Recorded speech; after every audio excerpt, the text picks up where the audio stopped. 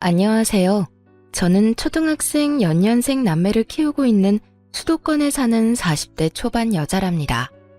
저는 집에서 혼자 영상 작업을 할 때가 많은데 이곳의 사연을 들으면서 일하면 진짜 시간이 잘 가서 매일 듣고 있답니다. 저는 결혼 생활을 하고 있지만 시댁과의 일이 좀 있었거든요.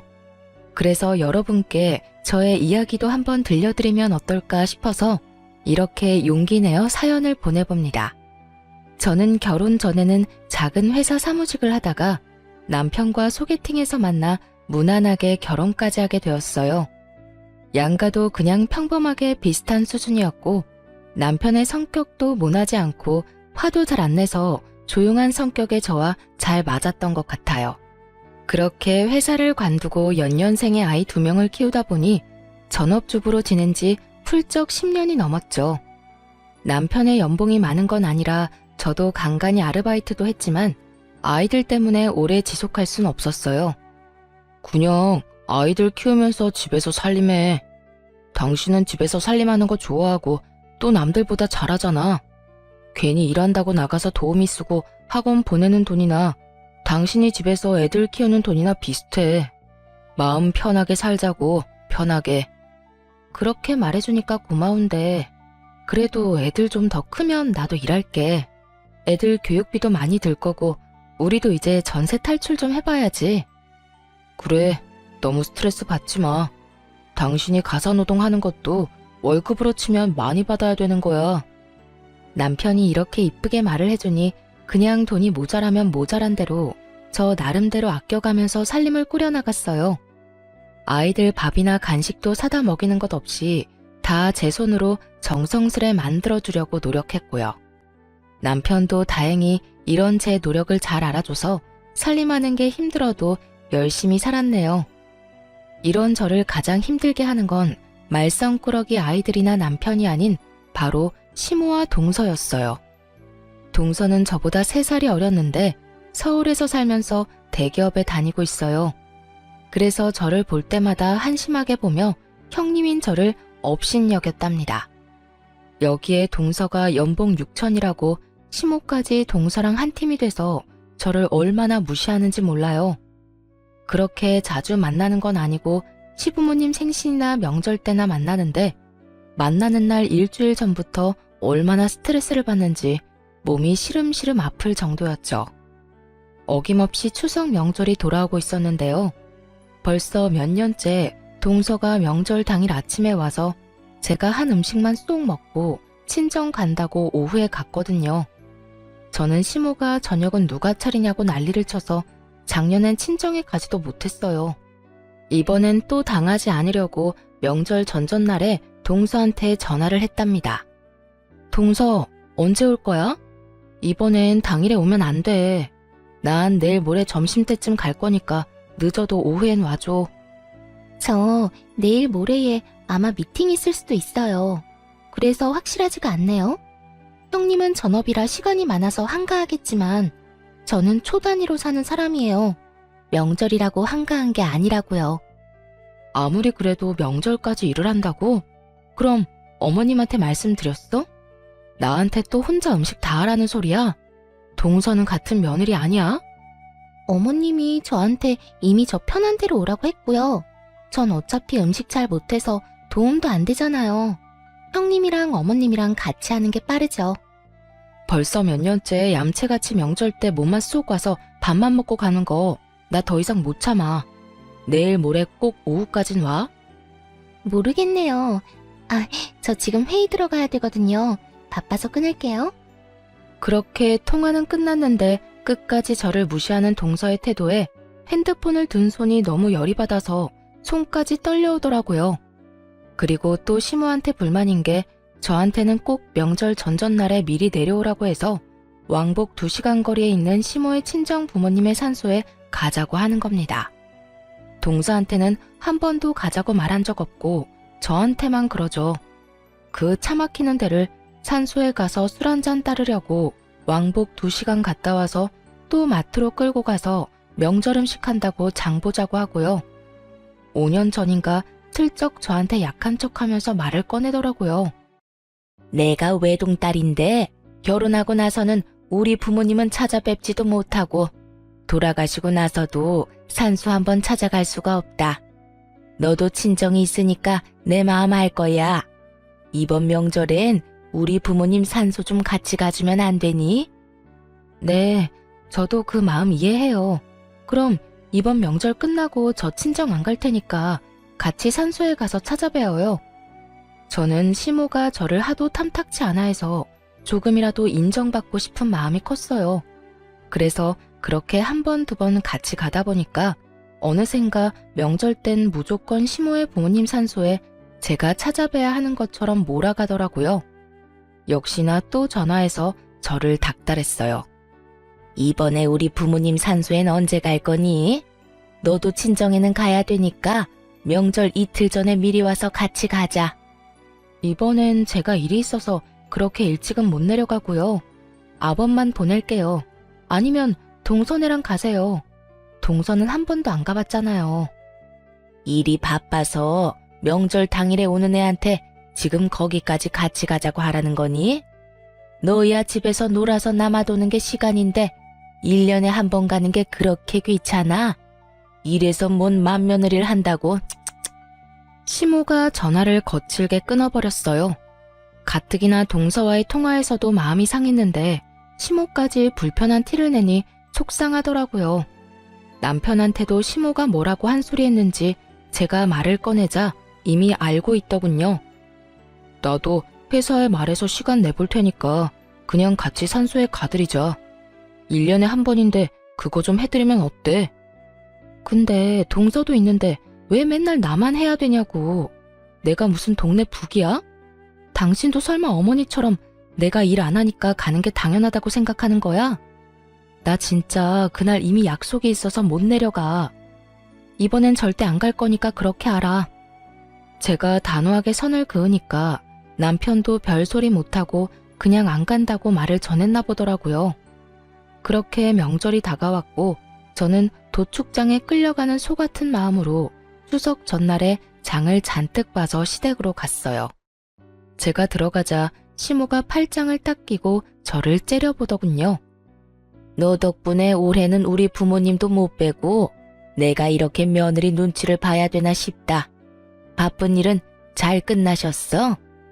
만나자마자 저를 업신여기는 태도에 저도 기분이 확 상해서 그냥 대꾸 없이 주방으로 들어갔어요. 시모는 당연한 듯이 저한테 모든 음식을 맡기고는 텔레비전 보면서 깔깔대고 웃고 있더라고요.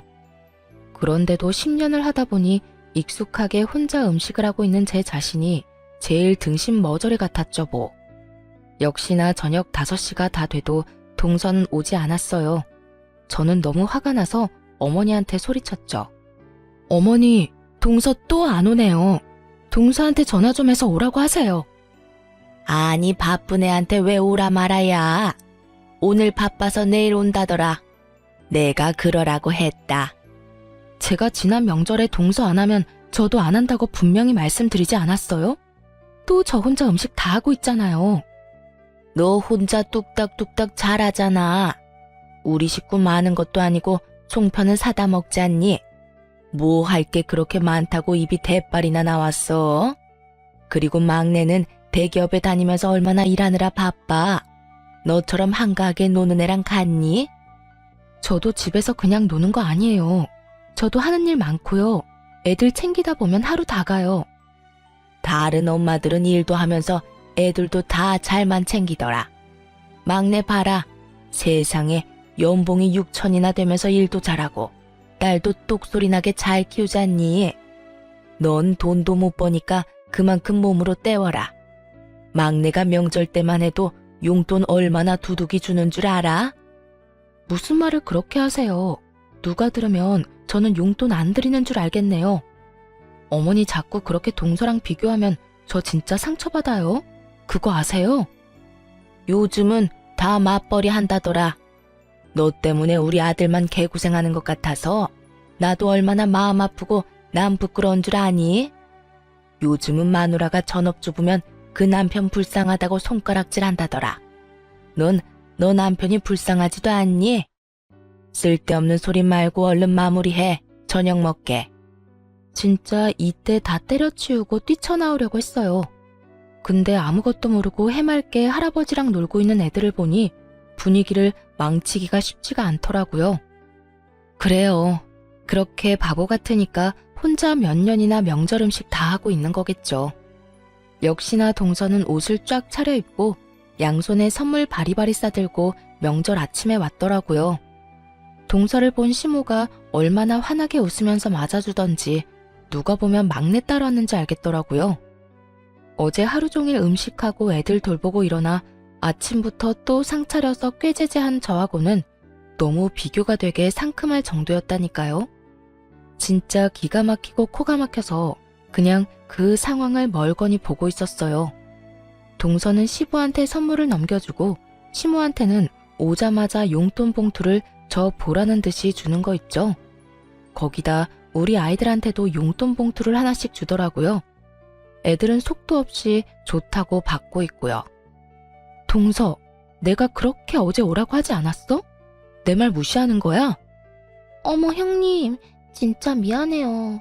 일이 너무 바빠서 연락할 시간도 없었네요. 그때 시모가 제 등짝을 팍 때리는 게 아니겠어요. 얘, 너 지금 막내한테 뭐 하는 거야? 바쁜 애가 오늘 온 것만 해도 성의는 다 보인 거지. 내가 누누이 말하지만 집에서 멍 때리는 너랑 같아? 앞으로 돈 못 버는 네가 혼자 음식하는 거야. 넌 그렇게 눈치가 없어? 어머니, 진정하세요. 취직 못하는 형님 속은 더 상하겠죠. 요즘 시대에 알바를 해도 200은 벌 텐데 얼마나 능력이 없으면 전업을 하겠어요. 동서 지금 말 다 했어? 동서가 얼마나 잘났길래 그렇게 사람을 무시해? 너보단 잘났으니까 그런 말도 할 수 있겠지. 너 그만 못해? 그만하고 들어가서 점심상 차려라.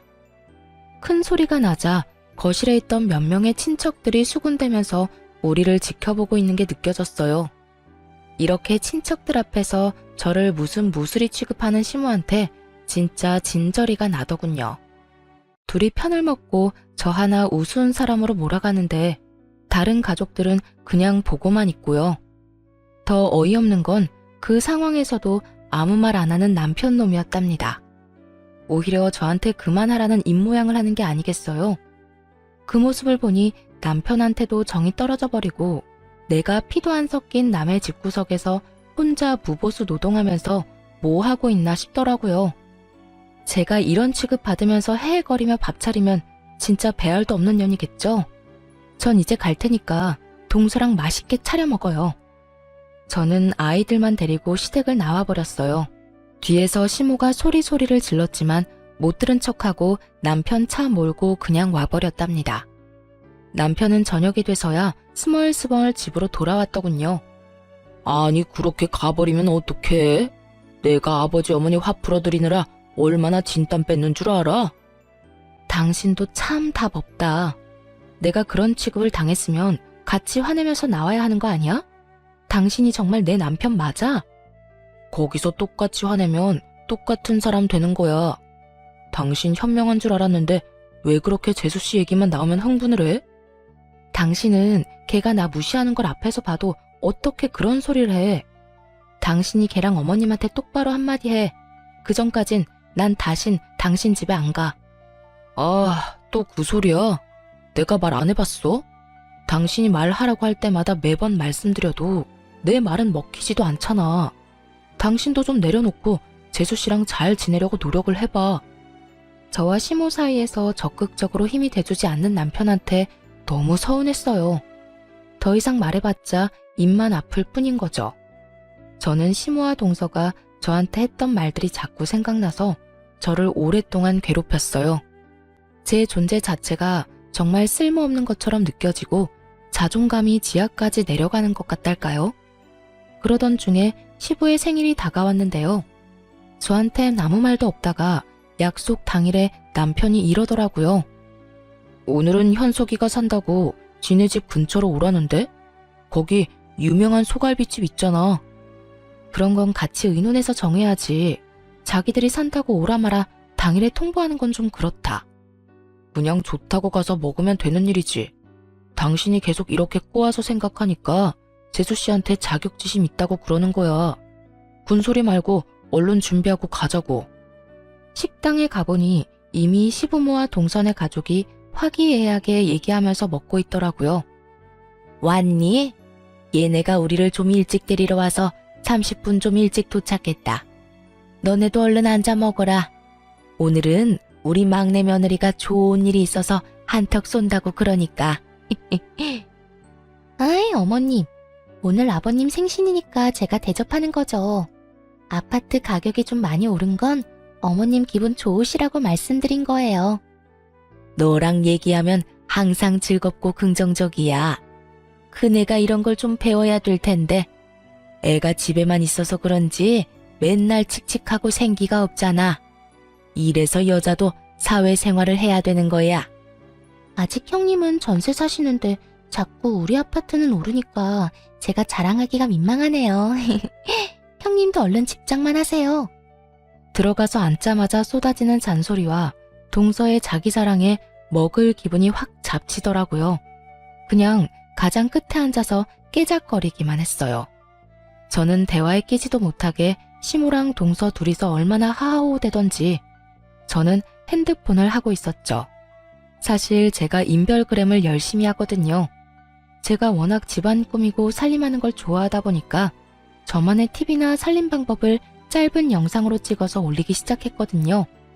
근데 저의 살림법을 좋아해주고 댓글로 칭찬을 하는 사람들이 점점 늘어나니까 정말 즐겁더라고요.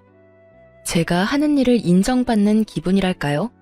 그러다 보니 매일 영상을 올리려고 노력을 많이 하고 있었답니다. 너무 핸드폰 보는데 열중했는지 어느새 동서가 제 옆에 와 있는 것도 몰랐어요. 동서가 불쑥 말을 거는데 얼마나 놀랐는지 몰라요. 형님, 아버님, 어머님 다 계신데 애도 아니고 핸드폰에 정신 팔려서 뭐해요? 진짜 지금 하는 것만 봐도 얼마나 편하게 사는지 보이네요. 부럽네요, 아주. 잠깐 좀 본 거 가지고 뭔 말을 그렇게 해? 그리고 왜 남의 핸드폰은 몰래 보고 그래? 봐도 뭐 별것도 안 하네요.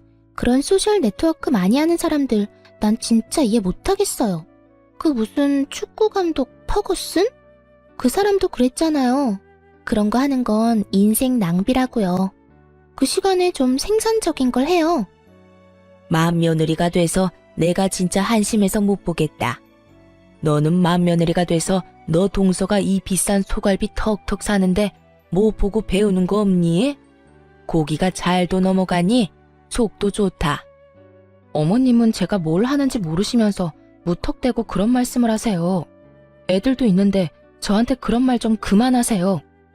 어른이 어른다운 모습을 보여줘야 애들도 보고 배우는 거 아니니?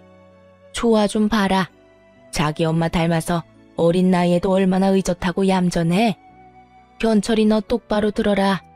내가 오늘같이 좋은 날 이런 말까지 하고 싶지는 않았지만은 너도 세월이 갈수록 네 동생이랑 점점 비교된다는 거 느끼지? 어이 엄마, 또 뭔 그런 소리를 해요. 형이랑 형수 잘 살고 있는데.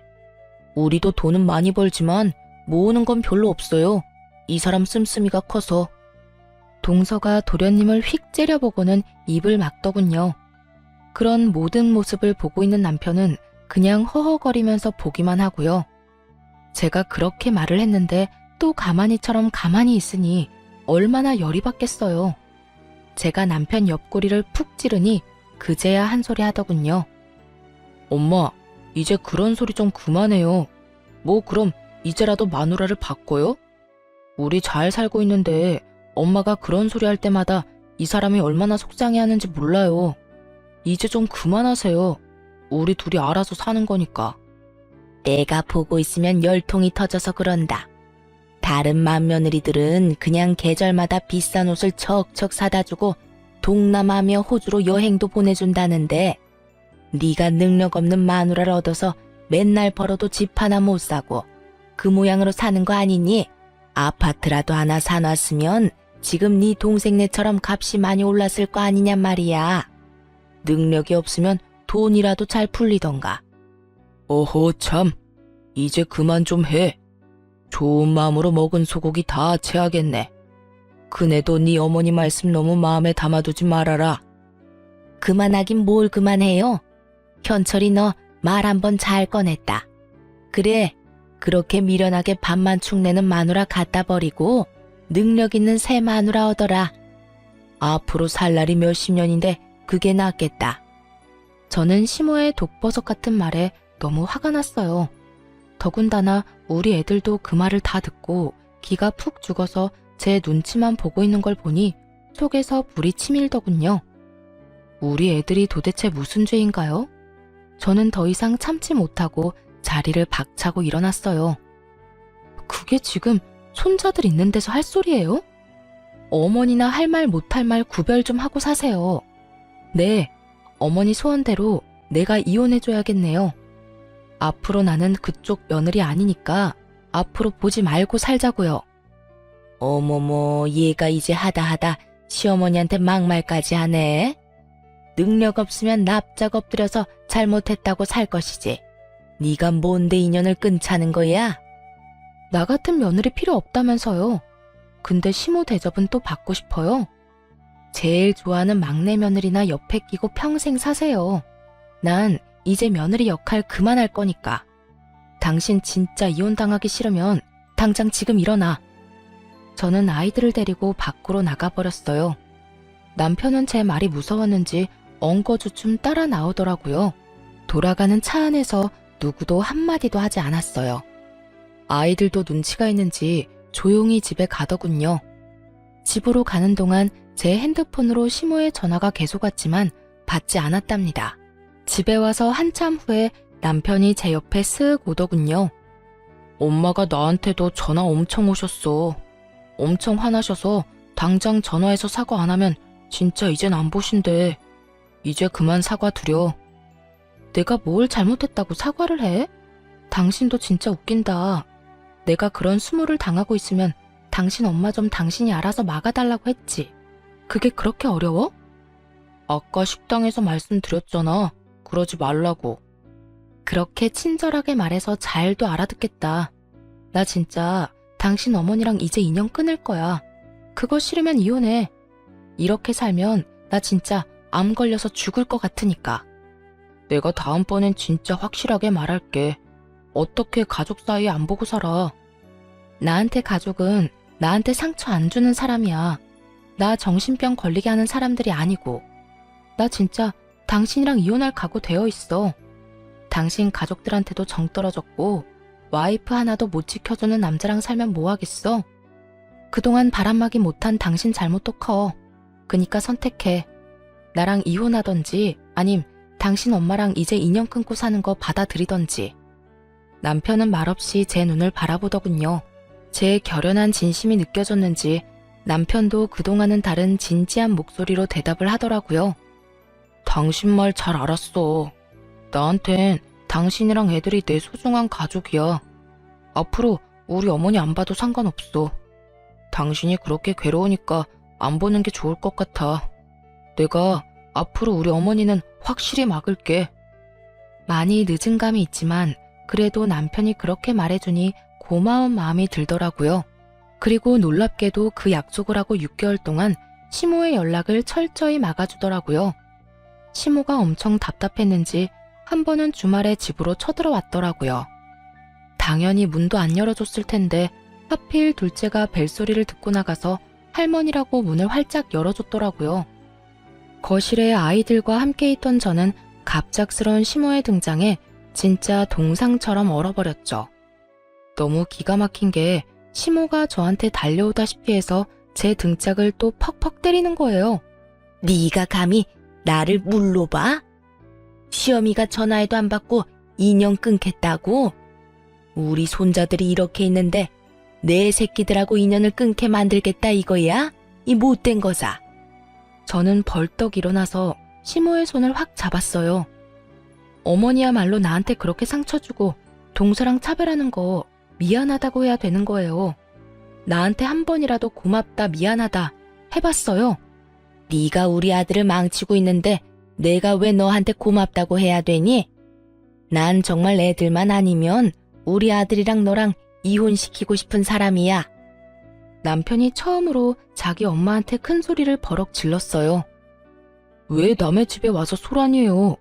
이 사람이 어머니 안 본다면 나도 안 보고 살 거예요. 나한테 가족은 애들이랑 내 처고 내가 지켜야 될 가족은 이쪽이에요. 더 이상 이 사람한테 상처 그만 주고 나가요. 계속 이런 식이면 나 진짜 엄마 안 봐요.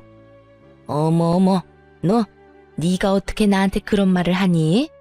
제가 너를 이렇게 망쳐놨어. 그렇지? 넌 사춘기 때도 나한테 싫은 소리 한 번 안 하던 애다. 여자 때문에 이렇게 변해? 당신도 그만 방으로 들어가. 내가 알아서 할 테니까. 너희들도 일단 방으로 들어가 있어. 시모는 자기 아들의 행동에 충격을 받았는지 멀거니 아들만 쳐다보고 있더군요. 남편이 저를 안방으로 밀어넣고 문을 팍 닫아버렸어요. 남편이 시모를 밖으로 나가게 하는지 고함 소리와 함께 소란스러웠어요. 곧이어 문이 쾅 닫히는 소리가 들렸답니다. 이제야 제대로 남편 역할을 해주는구나 싶었죠. 덕분에 설날 명절에도 우리 가족끼리 오랜만에 지방으로 여행도 가봤네요. 혼자 그 많은 전 부치고 음식하느라 명절 때면 기름에 찌들어 있었는데 이렇게 아이들과 호텔에서 맛있는 밥 먹으며 바다를 보고 있으니 가슴이 탁 트이는 것 같았답니다. 역시나 가장 좋은 건 시모와 동서를 안 본다는 거였어요. 시모랑 동서 목소리를 안 들으니까 마음이 한결 안정이 된 게 느껴졌어요. 그러는 와중에 제 인별그램 계정에도 놀라운 변화가 일어났답니다. 팔로워가 점점 많이 늘더니 조회수가 급속도로 폭발을 하더라고요. 그러다 보니 생활용품이나 가전회사에서 저에게 스폰서 제안이나 광고 요청을 해오기 시작했어요. 저는 아이들이 잠들고 밤을 새서까지 영상을 구상하고 찍고 편집해서 최선을 다해 제 일을 해나갔고요. 생각지도 못한 액수의 금액을 받게 되었죠. 여보, 이 광고 하나 영상 올렸다고 300만 원을 받았어. 진짜 이게 꿈인가 싶어. 어떻게 이럴 수가 있지? 그게 진짜야? 나는 한 달에 버는 걸 당신은 한 번에 벌었네. 이래서 다들 인플루언서인가 그거 하려고 안달인가 봐. 그런 대단한 사람이 우리 와이프라니 진짜 믿기지가 않는다. 당신 진짜 대단해. 수입이 기하급수적으로 늘어나는 것도 정말 신기하고 믿어지지 않았지만 제가 가장 감사하는 건 바로 저에 대한 긍정적인 반응들이었어요. 시모와 동서는 저를 돈도 못 버는 살림하는 식충이 취급을 했지만 제 영상에 댓글을 달아주는 사람들은 오히려 저의 살림 솜씨를 배우고 싶어 했거든요. 시모한테 상처받았던 마음이 얼굴도 모르는 많은 분들의 따뜻한 댓글에 치유가 되는 기분이었어요. 어떨 때는 감동적인 댓글을 몇 번이나 읽으면서 눈물을 흘리기도 했답니다. 점점 광고 영상을 많이 찍게 되면서 제 얼굴도 노출되게 되니까 자연스럽게 외모에도 신경을 쓰게 되더라고요. 머리도 하고 피부 관리도 꾸준히 받고 옷도 명품으로 사서 입으면서 제 자신을 좀 더 발전시켜 나갔어요. 아이들에게 개인 교습을 시켜주고 남편의 10년 된 자동차도 바꿔주고 저축도 많이 하게 되었는데도 신기하게 돈은 계속 늘어나더라고요. 그렇게 시간은 흘렀고 시모와 연락을 끊은 지 1년 정도 지났답니다. 제 팔로워가 10만 명이 넘어서 가족끼리 좋은 레스토랑에서 자축 파티를 했어요. 내가 그동안 당신한테 내 수입을 정확하게 말하진 않았는데 10만 명 넘은 기념으로 말해줄게. 그동안 나 영상 찍을 동안 애들도 잘 봐주고 많이 도와줘서 고마워. 우리 와이프님이 차도 사주시고 나보다 돈 잘 버는데 왜 좋아하는 건 당연하지. 당신이 진짜 고생 많았어. 진짜 대단해. 한 달에 광고에 따라서 수입은 좀 다른데 대충 평균적으로 1,000만 원에서 2,000 정도야. 남편이 충격을 받았는지 말도 못하고 입만 떡 벌리고 있더군요. 그게 정말이야?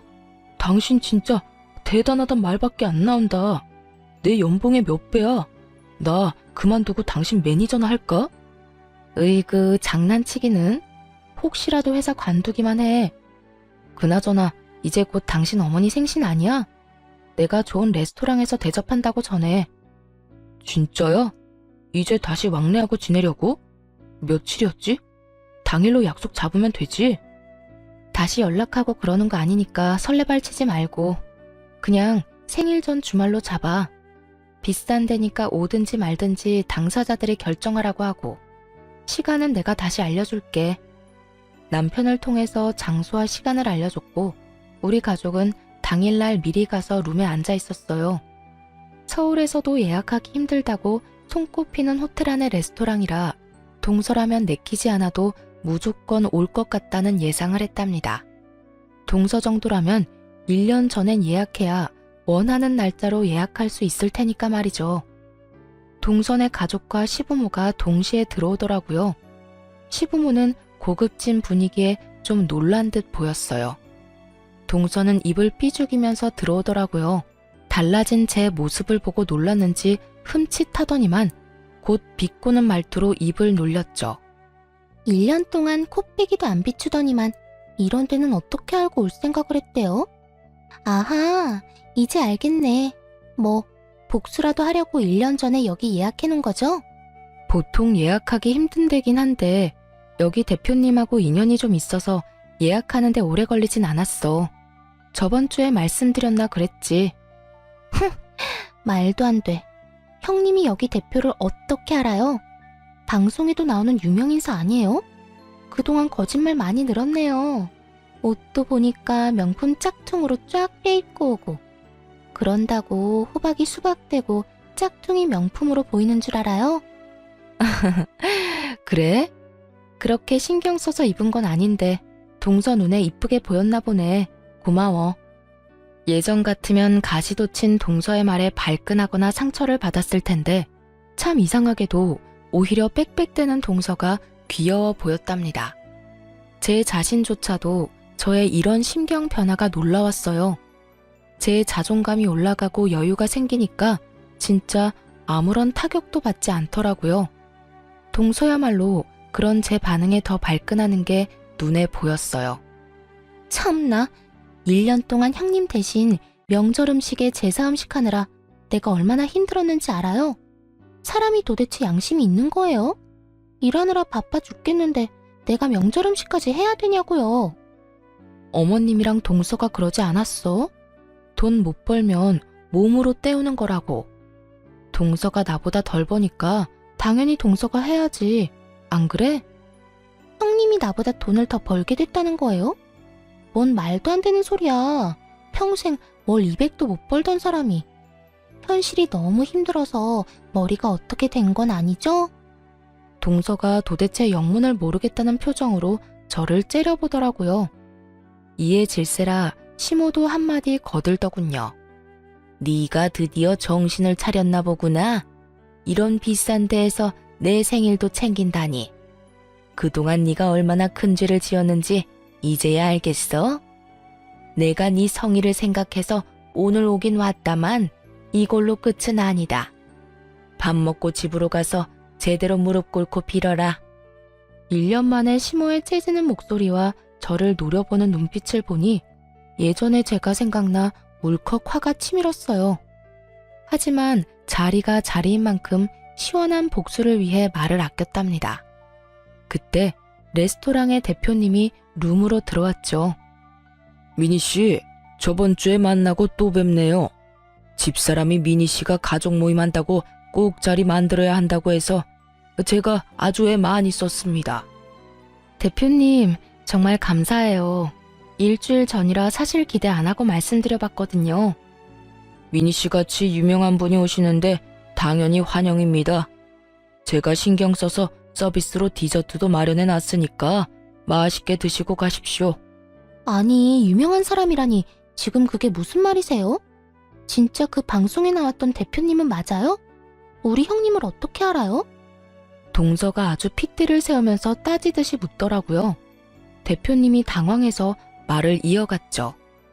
가족이시라면서 미니 씨가 무슨 분인지 모른다는 게 저는 더 이해가 안 가네요. 유명한 인플루언서 송이맘을 몰라요?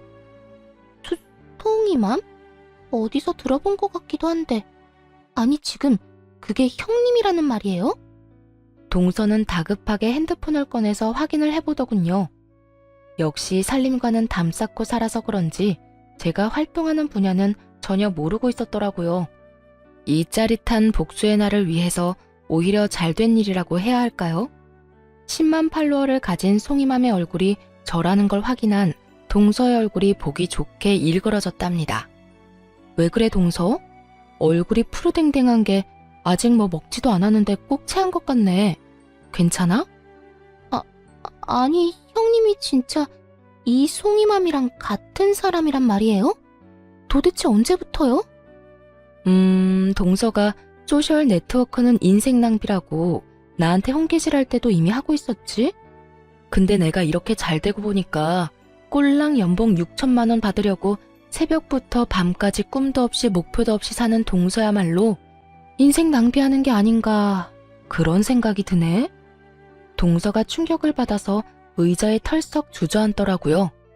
어떤 상황인지 머리 굴려대던 시모가 나한테 다가와서 말을 걸더군요. 그러니까 그네가 요즘에 돈을 그렇게 많이 번다는 유튜버인가 뭐 그런 거란 말이야? 이건 유튜브는 아닌 것 같은데 어쨌든 돈을 잘 번다 이거지? 얼마나 많이 버는데?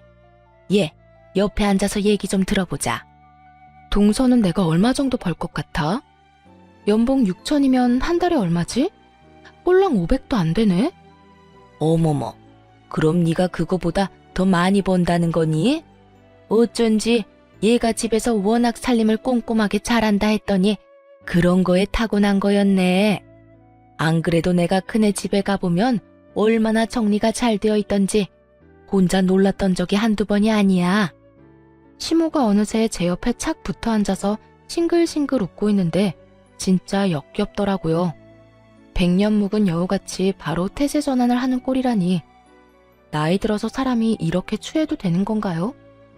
하긴 동서는 한 달에 500 정도 벌어서 명품 같은 거 자주 살 수는 없겠다. 생일 때나 마음 먹고 한 개 할부로 사고 그러는 거 아니야? 그러니까 이 옷이 진짠지 짝퉁인지 구별도 못하지. 이 가방은 로고가 드러나는 게 아니라 아예 전혀 몰랐겠다. 명품 보는 안목 좀 키워야겠다, 동서. 아직도 충격에서 벗어나지를 못했는지 동서는 제 말에 대꾸도 못하고 눈알만 굴리고 있더라고요. 그 꼴을 보는 게 얼마나 통쾌하던지 진짜 10년 묵은 체증이 다 내려가는 것 같았어요. 어머님이 제가 살림을 잘한다고 생각했다니 진짜 놀랐네요. 처음 듣는 말인데 말이죠. 맨날 집에서 밥만 축내는 식충이라고 무시했잖아요. 근데 내 영상이랑 글을 좋아해주는 사람들 덕분에 집에서 편하게 놀면서 월에 1000에서 2000은 꾸준히 버네요. 거기다 여기 대표님처럼 좋은 분들도 많이 알게 되고요. 뭐? 2000? 진짜 한 달에 2000을 번단 말이야? 세상이 진짜 요지경이네. 일을 안 하고 그렇게 많이 번단 말이야? 우리 맏며느리가 아주 성공했네. 성공했어. 경사났네, 경사났어. 시모가 한바구음을 지으면서 아주 어깨춤이라도 출 기세였어요. 그 꼴을 보니 앞으로 보게 될 시모의 표정이 어떨지 아주 기대가 되더라고요. 나는 네가 이렇게 잘 될 줄 알았다. 뭐 하나를 해도 아주 꼼꼼하게 잘하고 그러잖니. 내가 그동안 서운하게 했다면 오늘 이 자리에서 얘기로 다 풀어보자. 내가 너한테 모진 소리를 한 거는 다 너 잘 되라고 그런 거야. 결국엔 이렇게 잘 됐잖아. 거기에 내 공도 있는 거다. 그럼요. 어머니 역할이 아주 컸죠. 일이 안 풀리거나 힘들 때마다 어머니랑 동서 생각하면서 일을 악물고 버텼거든요. 꼭 잘 돼서 두 사람이 환장하는 꼴 제대로 보고 싶었거든요. 얘 큰애야. 무섭게 그게 무슨 말이니? 내가 앞으로 너한테 아주 충성을 하면서 잘하마. 내가 도와줄 거 있으면 다 말해. 내가 다 도와주마. 그리고 둘째 너도 형님한테 싸가지 없게 대한 거 얼른 사과하지 못해? 앞으로도 명절이며 제사며 음식은 다 네가 해라. 네 형님같이 큰이라는 사람이 그런 거에서 되겠어? 어머니, 제가 그동안 어머니한테 해드린 게 얼만데 어떻게 그렇게 돌변을 하세요? 제가 왜 명절 음식을 해요? 이 집구석이 뭐가 그렇게 대단하다고 며느리가 무슨 봉인 줄 아나. 저도 형님처럼 안 보고 살면 그만이고요. 저도 편해요. 아님 이참에 아예 이혼해버릴까봐요. 어차피 이 인간 버는 대로 족족 써서 모은 돈도 없다고요. 내가 그동안 말을 안 해서 그렇지 내 속을 누가 알아? 아니 이게 그동안 오냐오냐 해줬더니 어디서 큰 소리야? 얘 큰애야. 이런 싸가지 없는 애는 그러려니 해라. 저런 애 안 보고 살면 그만 아니니? 그치? 시모는 어떻게든 저를 붙잡으려고 아주 애원을 하더라고요. 동서는 저한테 지기 싫어서 이를 악물고 있고 말이죠. 그래서 마지막으로 강력한 한 방을 날려줬죠. 난 당신들 다시 볼 생각 죽어도 없거든요.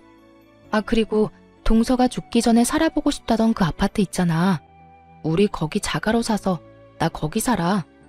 우리 사이에 직접 초대는 좀 그렇고 내 계정에 집 사진도 많이 올리니까 보고 싶으면 거기서 보던가. 말도 안 돼. 거기가 얼마나 비싼 데인데 나도 아니고 감히 형님이 살 수가 있어? 진짜 아무리 생각해도 어이없네. 형님이 나보다 공부를 잘했어요. 좋은 대학을 나왔어요. 대기업에서 일한 적이 있어요? 이건 진짜 사기야, 사기. 그러게 말이야. 세상이 참 재미있더라고. 근데 나도 동서가 회사에서 일하는 것보다 더 열심히 했어.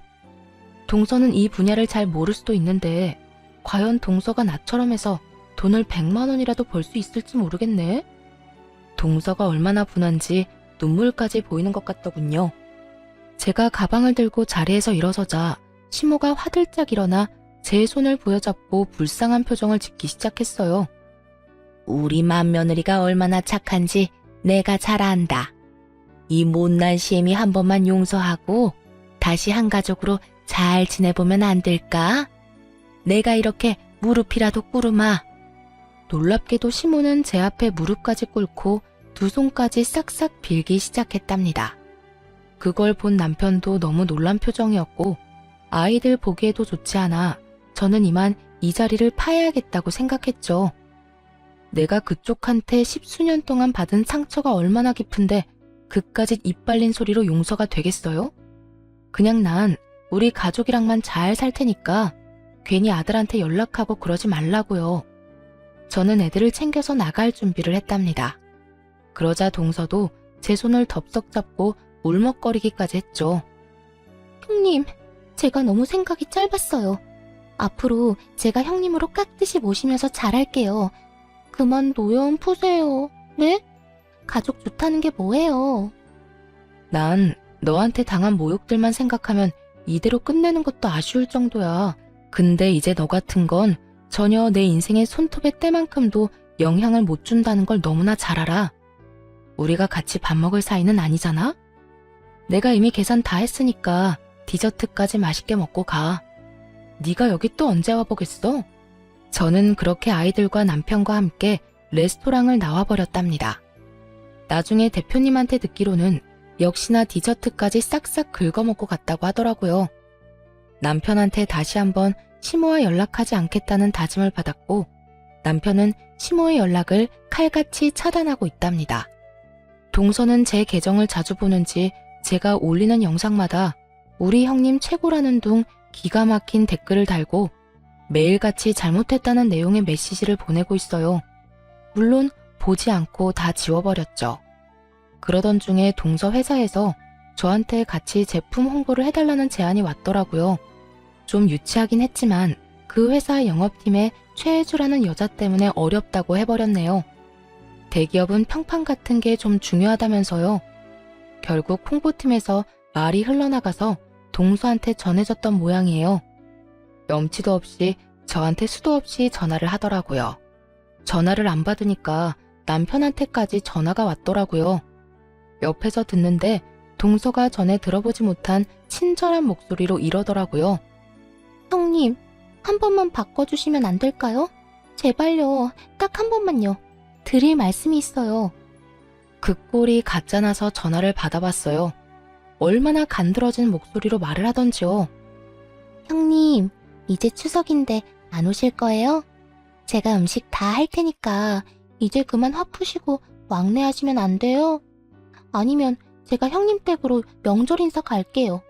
형님 드리려고 엄청 비싼 한우 세트도 사놨어요. 내 계정에 하루에 몇 번씩이나 들어와서 염탐하던데 아직 몰랐어? 나 한우 세트 이번에 대여섯 개 선물로 받은 사진 올렸거든. 그거 그쪽이나 먹어. 형님, 아무리 미워도 우린 가족이잖아요. 형님한테 사과를 하고 싶어도 만나줘야 하죠. 제가 메시지도 엄청 보내는데 답도 없으시고 진짜 서운해요, 형님. 그리고 우리 회사에다가 혹시 제 얘기하셨어요? 그건 또 뭔 말이래? 네가 나한테 준 수모가 고작 미안하다는 한마디로 다 괜찮아질 일이야? 참 낯짝도 두껍다. 이제 곧 인사고과 있는데 회사에 저에 대한 안 좋은 소문이 나와서요. 제가 형님 남편이랑 바람이 났다느니, 제가 고등학생 때 형님 왕따를 시켰다느니, 진짜 말도 안 되는 소리라 너무 기가 막히죠? 아무래도 형님이 우리 회사랑 같이 일을 좀 해주시고 해명도 좀 해주시면 정말 감사할 것 같아요. 내가 들어줄 거라고 생각하고 말하는 거 아니지? 그동안 너 잘난 맛에 살았는지 몰라도 앞으론 좀 너도 당해봐. 내가 힘 닿는 데까지 너 망하라고 평생 고자 지내줄 테니까. 그렇게 전화를 끊어버린 이후로 그쪽 인간들과 연락한 적은 없어요. 동서에 대한 소문하고 그동안 회사에서 해왔던 싸가지 없는 행실 때문에 그렇게 기다렸던 승진도 물 건너갔다고 하더라고요. 저는 지금도 제 인별그램 계정 잘 운영하면서 아주 바쁘게 지내고 있답니다. 남편은 제가 이제 가장이라면서 매일 가장님이라고 부르며 장난치듯이 떠받들어주는데 기분이 나쁘진 않네요. 처음 시작했을 때는 영상 하나 올리면 큰 돈을 주니까 이렇게 돈을 벌어도 되는 건지 불안하기도 하고 이상한 마음도 들었는데요. 이젠 많이 익숙해졌고 소속사도 생겨서 더욱 안정적으로 운영을 하고 있답니다. 시모는 어떻게든 제 덕 좀 보려고 남편을 볶아대는 것 같은데 묵묵히 자기 엄마의 폐악질을 다 받아내고 있는 남편한테 새삼스레 미안해지네요. 그래도 저는 절대 시모와 동서와 다시는 상종하지 않을 거예요. 누군가는 저한테 운이 엄청 좋았다고 말하기도 하고 질투 섞인 비아냥을 보낼 때도 있고요. 그럼에도 불구하고 저는 제가 잘하는 일을 찾아서 무언가를 새롭게 만드는 일을 하게 된 것이 정말 자랑스럽고 즐겁답니다. 여러분도 대단한 게 아니어도 다른 사람보다 분명히 나은 점이 있을 거예요. 안 된다고 생각하지 말고 무슨 일이든 한번 해보자는 마음으로 도전해보시라고 말씀드리고 싶어요. 제 사연을 들어주신 모든 분들 정말 감사하고요. 항상 건강하시기 바랍니다.